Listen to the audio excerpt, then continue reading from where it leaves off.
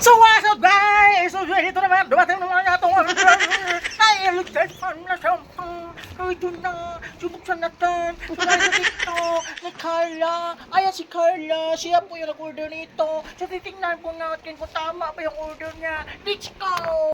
So ayan guys, ito na. So ato nang bubuksan na yan mga ka-idol. Ayan, gisi-gisi una na to.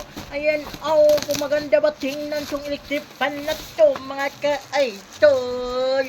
So sapaw-sapaw ang ilang balot mga ka-idol para safety ang ating electric fan nga gamay. Si mini fan to mga ka-idol na ipit-ipit.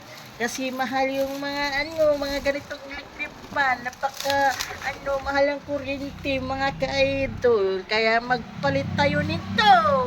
Ayan kompleto siya mga ka-idol. Ito yung mga palakpak nila mga ka-idol.